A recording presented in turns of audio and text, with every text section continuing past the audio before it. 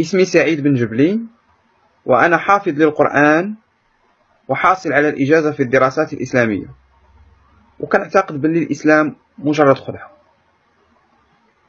20 سنة وأنا مسلم ملتزم وناشط إسلامي، تعمقت خلالها في البحث في دراسة الإسلام كشريعة ومنهج دون أن أشكك في مسلماته وأركانه. لكن رحلة شكي بدأت بعد أن عدت للجامعة ودرست التاريخ ومناهجه، واكتشفت بعض الأخطاء التاريخية الفادحة في الرواية القرآنية. فبدأت مرحلة جديدة من البحث، منفتحا على فرضيات تناقض الإيمان الأعمى.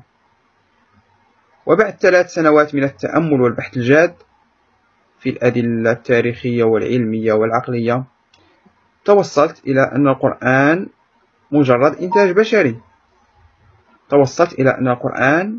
إنتاج بشري.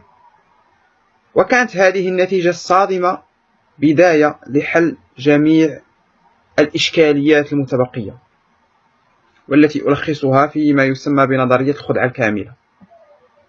لقد كانت رحلتي في البحث عن روح الإسلام أولا،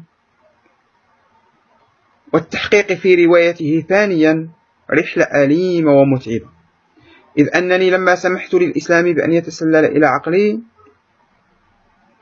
فإن الإسلام قد استولى على كياني وأفسد تفكيري وعطل حسي السليم، وأصبحت مدمنا على الإسلام يوما بعد يوم وسنة بعد سنة، فتسبب لي ولمن أعرفهم في أمراض نفسية وبدنية وآثار خطيرة على السلامة العقلية نعاني منها ونتكيف معها دون وعي، ولا نكتشف تلك الإصابات ولا نصبح واعين بها إلا بعد أن نغادر حظيرة الإسلام.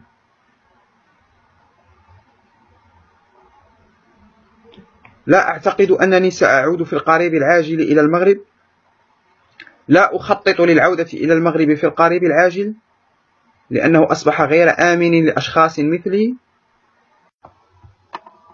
سؤال من خلق الكون هو سؤال سخيف، لأن الكون غير مخلوق، وحتى إذا كان هناك قوة عظيمة صنعت الكون فليست بالضرورة إله، وحتى إذا كانت إله مهندس عظيم فليست هي الله بالتأكيد، لأن الله كما يظهر في القرآن هو إله ناقص يجهل حتى شكل الكون. فكيف يخلق الله الكون ولا يعرف شكله؟ أين هي السماوات التي يتحدث عنها القرآن؟ أروني سماء واحدة فقط. ثم إن القرآن قد سبق وكذب علينا في عدة أمور، منها آدم، فنحن الآن نعرف على وجه اليقين أنه لم يوجد على الأرض يوما ما آدم وحواء على الإطلاق.